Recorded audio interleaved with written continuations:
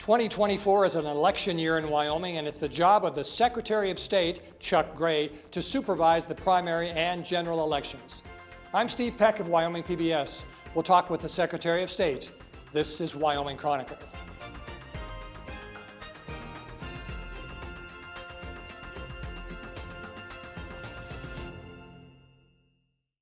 Funding for Wyoming Chronicle is made possible in part by Wyoming Humanities, enhancing the Wyoming narrative to promote engaged communities and improve our quality of life, and by the members of Wyoming PBS. Thank you for your support. Welcome to Wyoming Chronicle. Pleased to be joined today by Wyoming Secretary of State Chuck Gray. Secretary, welcome to the show. Oh, thank you, Steve. Thanks for having me. It's a pleasure to be on. We're here in the original Capitol building in what's now called the ceremonial office of the Secretary of State. People who might remember visiting before this huge renovation took place could remember the walk into the rotunda area, and there's the Secretary of State, the Superintendent, the Governor's office. But now things have changed, and you really don't get to work in here as very much anymore, do you? Well, we have our main office in the Hirschler building, Right. Hirschler East, Yeah. but we have a ceremonial office here and love being in both offices. And You were a member of the legislature Yes. before you had this job. Your office is in the Hirschler East, and that's a fair distance, maybe a quarter mile away, possibly. Well, maybe not that much, but it's a long way away. And I've seen you literally running back and forth from your office, which is where the big staff is. You said how many on? 31. 31. So you couldn't really accommodate them all here. But during the legislature, it's good to have a place where you can come in, close the door, speak to a lawmaker if you need to do that sort of thing. Exactly, and I served in the legislature for 6 years, served in a district encompassing East Casper, portions of East Casper, and that really segued into our work as Secretary of State, our work on the voter ID law. So it's just been an enormous honor, and both offices have different roles, and I think that over here during the legislature, we spend a lot of time over here. Yeah. You were elected Secretary of State in 2022. You take office early in 2023. We're now here in April of 2024. So you've been on this job for a year and a few months. Now it's your department's job to conduct the 2024 primary and general elections in Wyoming. Big job. It's the smallest state in the union, but it's still a significant task, isn't it?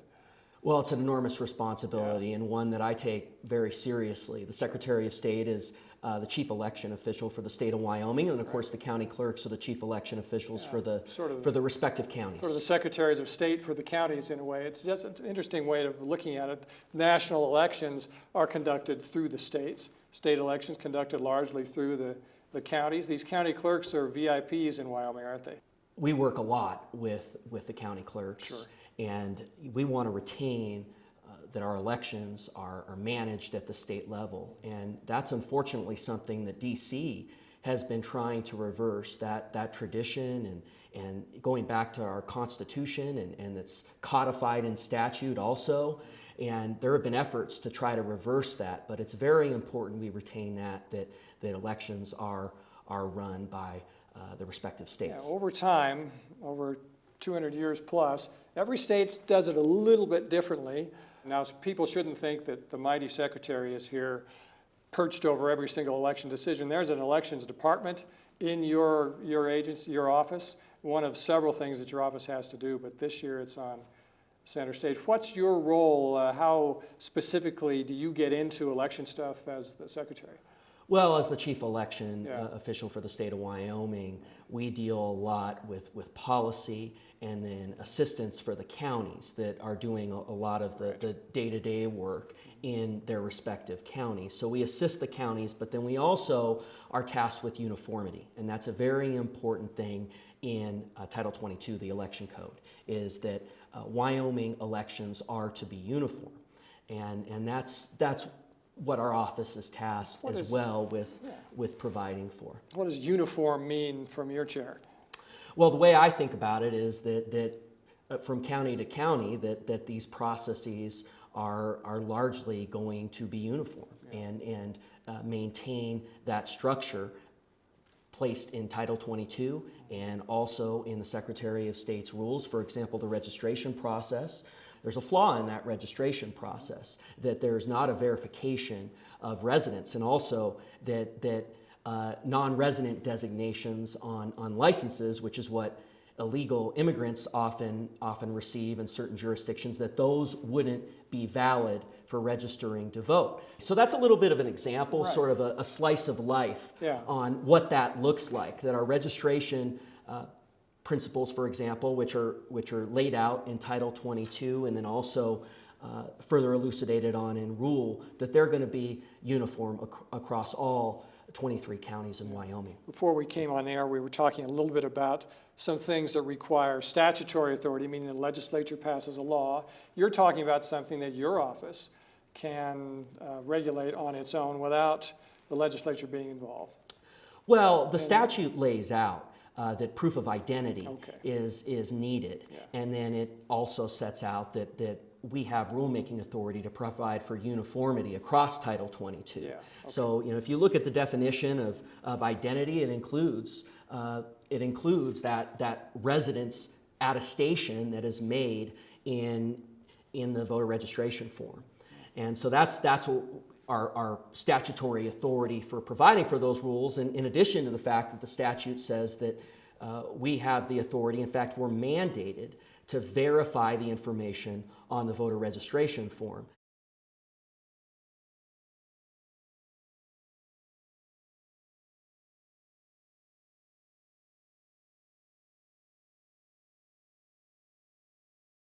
I've always been curious to know how the dates for the elections are set. I think everybody understands the general election is the first Tuesday in November. In my voting lifetime, I remember voting in primary elections that had been in July and August, and I think in September, and I came across an account of one that had been in May. Some states have had their primaries weeks ago already around the nation. What's the primary election date this year?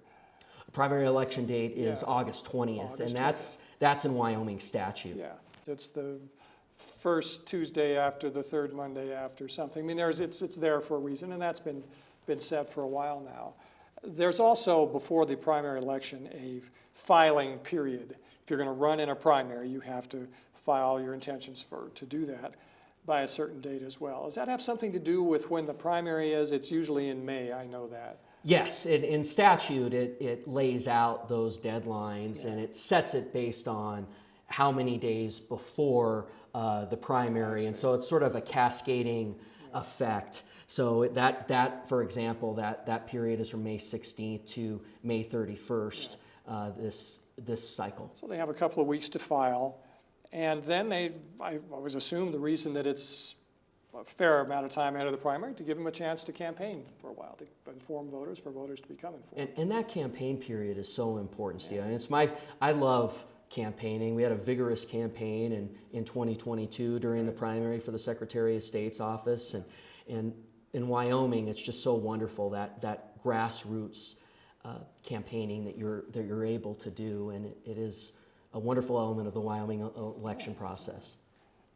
Then usually in August, there's another filing period for municipal elections, school boards, college boards, that sort of thing. I think I know the answer to this question, but you're the Secretary of State, so I'll ask you.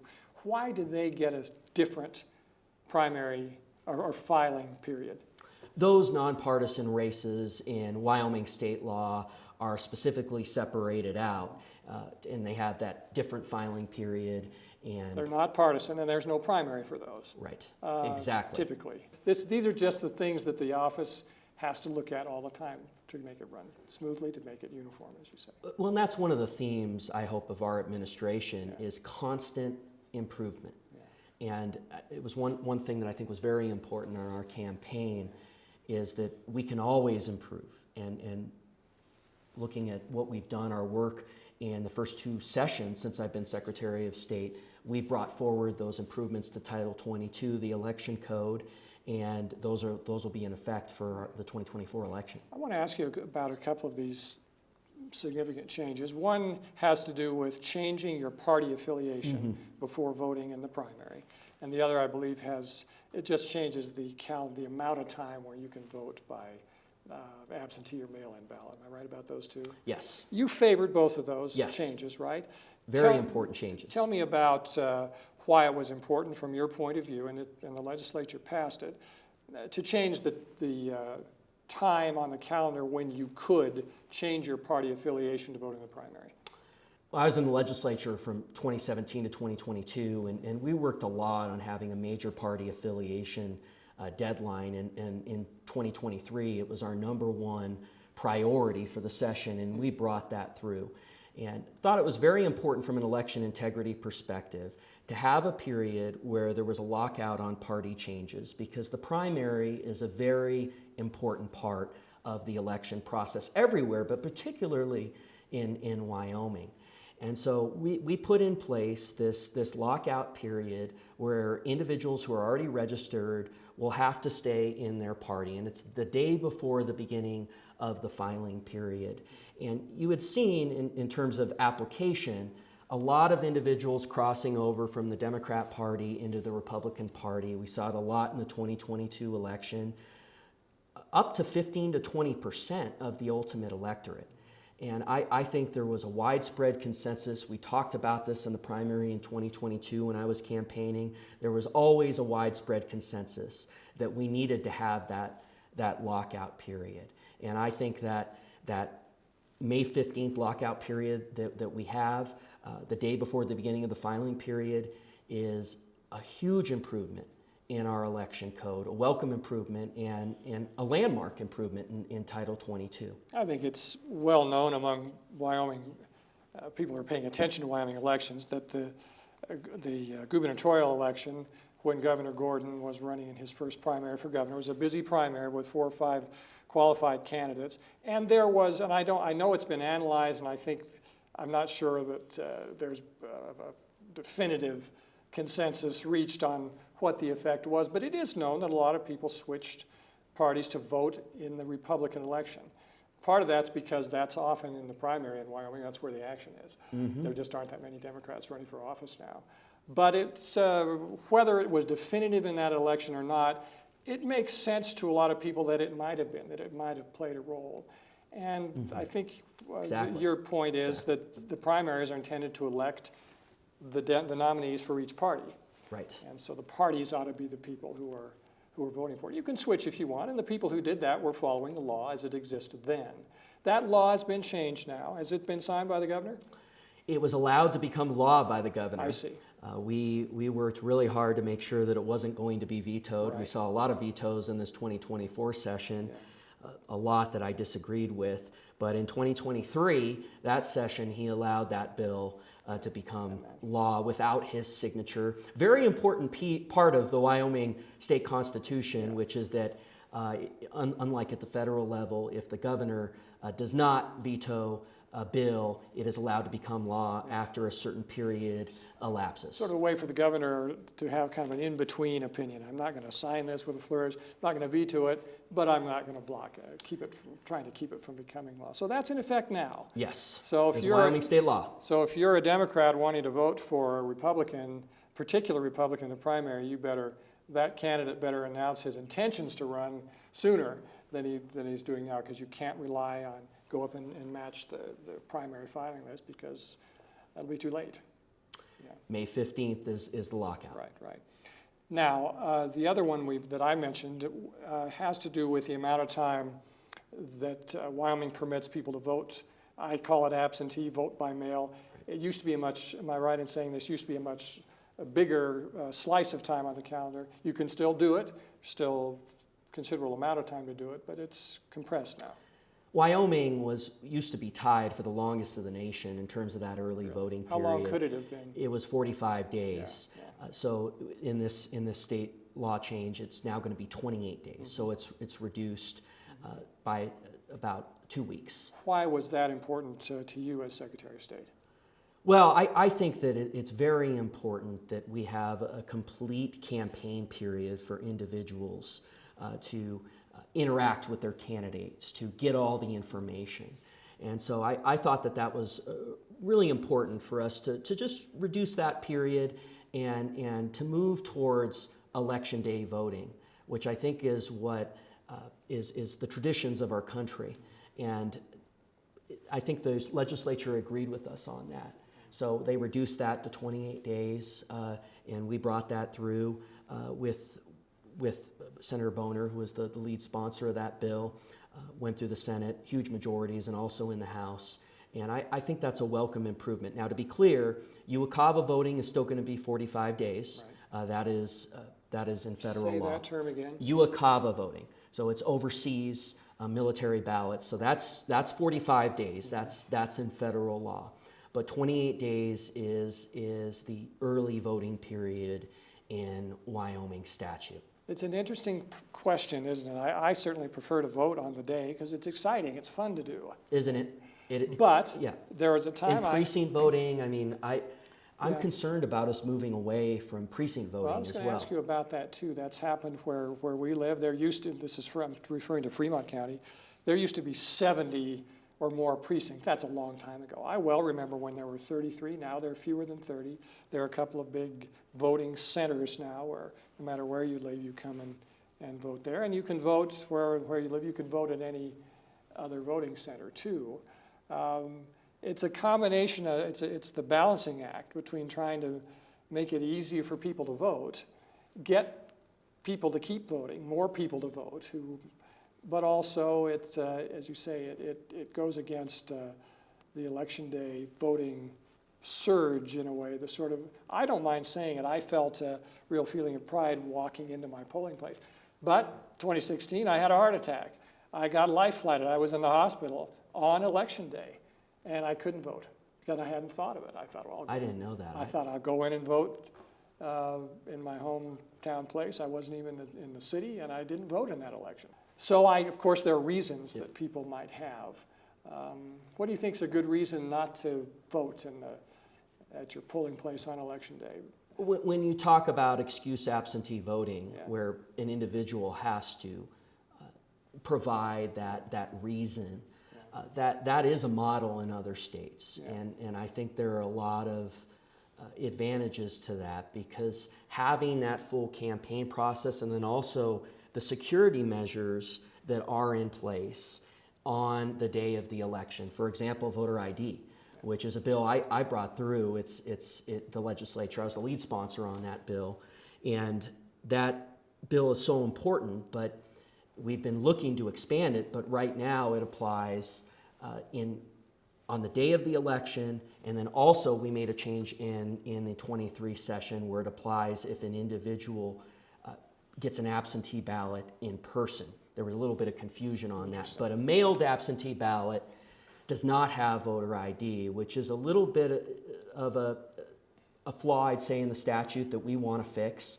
We've been looking to fix, but there are many security measures in place on the day of the election that are more difficult to replicate in absentee setting. And so there are many reasons why it's important for us to emphasize the day of the election. There are people who say that restricting this mail-in or absentee voting tends to discourage voter turnout in a time when voter turnout over the past, say, 25 to 30 years has been shrinking. Is that a concern? Do you agree with that, and does it worry you, or are there other remedies to voter turnout? I don't think I agree with that. I think having a vigorous election integrity infrastructure in place actually encourages voter turnout. And we've talked about that since started working on voter ID with Clerk Irvin when he became the chairman of the County Clerks Association, and I was a member of the legislature, that these election integrity measures actually increase voter turnout. And that's why we're continuing to work on these issues. A problem across Wyoming, I believe, in recent elections has been a shortage of the people we call the election judges. I was telling you before I came on, the first election that I voted in was 1980. And when I voted in 2022, the very same election judge, meaning the woman who took my information, checked it out, and told me where to go to vote, was the same person 42 years later. Now there are a lot of people in her boat. She's a senior citizen. She's been at it a long time. And it's been hard, it's been more difficult to replace those. That's led, I think, to some of this consolidation of precincts and polling places and so forth. Is there anything at the state level that you can do, trying to do, want to do to encourage people to participate as election judges? I really want to encourage individuals to become election judges. And please contact your county clerk. Also, you could contact me, and then I'll forward you to the county clerks who that's in their jurisdiction to appoint the election judges. And on our website, sos.wyo.gov, we have the contacts for all of the county clerks. And they'll be glad if someone calls, won't they? Yes, those election judges are an extremely important part of our election process. And it's part, in a way, it's part of these integrity issues that you're talking about. If you've got one person who's been there for 12 hours and it's a busy election and that person is overwhelmed, it's just more likely that a mistake could be made. And that's the last thing that judge wants to do, that voter wants to have happen, that you want to have happen. So having a well-staffed polling place is important for that reason alone. It's very important. We have election judges, and if anyone has any questions, I encourage them to contact me in our office or reach out to us, and then also your county clerks. Those contacts are all on our website, and also you can contact our office. And my cell, which is 251-1372, I give that out. The Secretary of State just gave his cell phone on statewide television. I give that out all the time. It's very important that I talk to the people of Wyoming. I represent you. And so it's very important that I'm available. So contact me anytime, contact our office, and also your county clerks for participating in that role, which is very important. In most places, election judge is a paid position, right? You can make a little bit of money doing it. That is laid out in statute, that formula, and county clerks through the county commissions are approving that pay as we speak. They've done a number of those resolutions in counties across the state. You've mentioned that you're still involved in, you follow bills in the legislative session. You like having the ceremonial office here because it makes it easier for you to observe the legislative session. You were a legislator, sponsored bills, talked about some that now affect your duties as Secretary of State. You hold an elected office. Is it also a political office as you see it, and should it be that way? Well, it's important to note that both the Secretary of State and the county clerks are elected offices. Right. And I think it's very important that continues. There was an effort in the last session, as soon as I had been nominated in the primary, before I had even been elected in the general election or taken the oath of office, there are some political individuals that were trying to turn this into an unelected office. But this goes back to the Wyoming Constitution, where the Secretary of State was laid out as an elected office. The county clerks, who were the county election officials, is an elected office. And it's very important because the way the statute reads, and also in the Constitution, there's a check and balance there with the Secretary of State and the clerks. And I have a great relationship with the clerks. Clerk Irvin worked with on a lot of issues, but we disagree a lot as well, and it's important. I've always encouraged that vibrant discussion about issues, but I think it's very important for it to remain an elected office. It goes back to the founding of our state in our constitutional convention, which occurred on the second floor of this building just upstairs, and the Secretary of State was laid out as an elected official and also was laid out as the lieutenant governor of the state, and it's important that those duties continue. And it is a partisan office. You're elected as a Republican. Political parties are political parties. A lot of it depends on the individual. You certainly haven't been bashful about expressing a political opinion when you have it related to something that affects your job. Yeah, nothing wrong with that, and I think it's very important for individuals to be involved in their republic. It's one of the things that I hope my time in public service that I can encourage, that active participation in your republic, because that's so important. It's the central. It's so important to the success of our republic, and so I think it's important that people actively involve themselves. Well, we're coming up about a month from the date we're sitting here now. The filing period will be about to begin, and then on we go into the primary and the general. satisfied with that process, how it's been going? What's your predictions for the 2024 elections in Wyoming, just in terms of conducting the process? Well, I think it's going to be a vibrant election cycle, and I think we have many strong election integrity measures in place. We're continuing to improve on that. We want to continue to improve on that, but the improvements we've made, the ban on crossover voting, the early voting period changes that were made, and voter ID, the bill, House Bill 75, which I was the lead sponsor on in 2021. I think we've had enormous improvements in our election processes. We're going to continue improving on our election processes, and I think those election integrity improvements are going to encourage turnout. And I think we're going to have a very vigorous process. I want to invite individuals to go on our website, sos.wyo.gov. We have all the deadlines in the election on there. We have our candidate guide for candidates, and many resources for individuals, all the contacts for not only our office but also the clerks, and that's on our election center on the Secretary of State's website. And also our polling place locator. So that's going to be because those change from time to time, don't they? Yes, and we have an enhanced polling place locator that we're launching for this cycle. Good. Well, it's a big job. You obviously are enthusiastic about your job as the chief elections official, which you need to be. In the meantime, I appreciate your time, sir, and thanks for being with us on Wyoming Chronicle. Well, thanks, Steve. Thanks for having me. Anyone out there, please contact me anytime. Thank you for listening, and Steve, thanks for having us. All right. Thank you. Thanks. Thank you.